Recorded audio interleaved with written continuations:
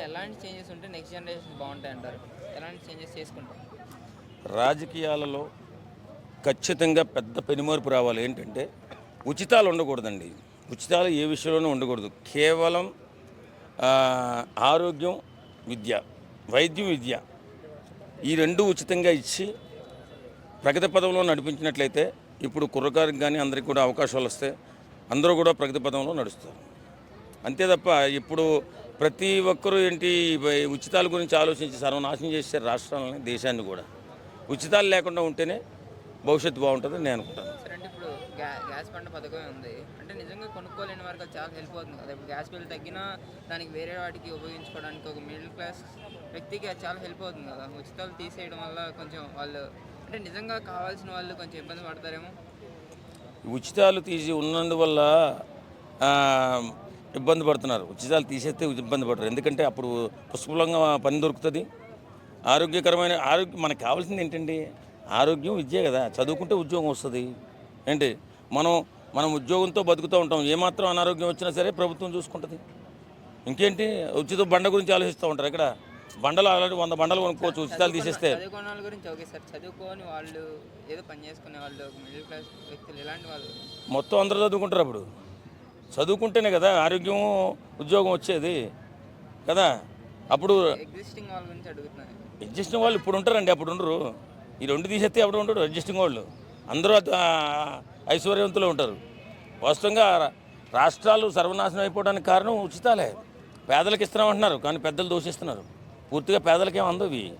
ఆ డబ్బు అలాగా సంక్షేమానికి, ఈ రెండు సంక్షేమానికి ఉపయోగిస్తే బ్రహ్మాండంగా మన రాష్ట్రాలు అభివృద్ధి చెందితే, ఉద్యోగాలు వస్తాయి, పనులు ఉంటాయి. బండ గురించి ఎవడో దేపురించడు, ఒక బండే కావాలని ఎవడో ఆలోచించడు. ఖచ్చితంగా అసలు మనకు కావాలి, మనిషికి కావాల్సిన ఇల్లు, ఒక ఇల్లు, ఒక ఉద్యోగం, ఒక ఏమంటారు ఆరోగ్యానికి సంబంధించిన ₹1 కూడా మన సొంత ఖర్చులు అవ్వకుండా ఉండాలి. అప్పుడే కదా బాగుంటుంది.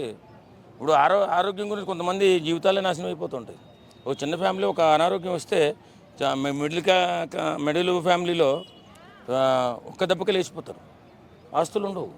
అంత దోసేస్తున్నాయి ఇప్పుడు ఈ ఆసుపత్రి వర్గాలు. ఈ మందులు మాకులతో ఒక కార్పొరేట్ హాస్పిటల్కి వెళ్తే ఒకరోజు ఒక చిన్న అనారోగ్యంతో వెళ్తే పెద్ద అనారోగ్యం చూపించి లక్షలకు లక్షలు దోసేసి వాడిని పేదవాడిని చేస్తున్నారు.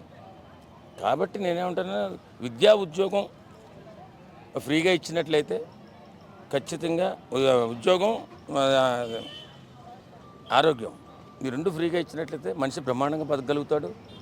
ఉచితాల గురించి ఆలోచించేటప్పుడు ఫ్యూచర్లో ఎలాంటి కూటమి ఉండొచ్చు? ఇప్పుడు ఎన్డీఏ చంద్రబాబు గారు, పవన్ కళ్యాణ్ గారు, అలాగే బీజేపీ ఇప్పుడు కలిసి ఉన్నారు కదా. ఫ్యూచర్ జనరేషన్ ఎలాంటి కూటమిలు ఏర్పడవచ్చు అంటారు?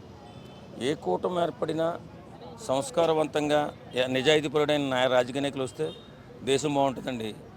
నిజాయితీ లేని రాజకీయ నాయకులు ఉన్నందుకనో ఈ దోపిడీలు ఇప్పుడు చేస్తున్నటువంటి ఈ రాజకీయ నాయకులు ఒక్కొక్కరు వేల కోట్లు, లక్షల కోట్లు దోచేసింది. ఇప్పుడు ఈ తెలుగు రాష్ట్రాల్లో చూద్దాం, కొంతమంది లక్షల కోట్లు దోచిన వాళ్ళు కూడా ఉన్నారు. రాజకీయ నాయకులు లక్షల కోట్లు ఏం వ్యాపారాలు చేశారు వీళ్ళు?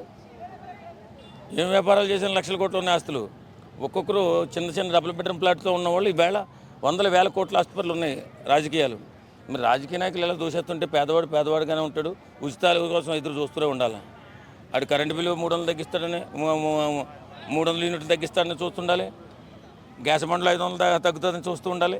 ఇలా జీవితాంతం అడుక్కుంటూనే ఉండాలి పేదవాడు. కారణం ఏంటి? లక్షల కోట్లు దోషేస్తున్నారు రాజకీయ నాయకులు.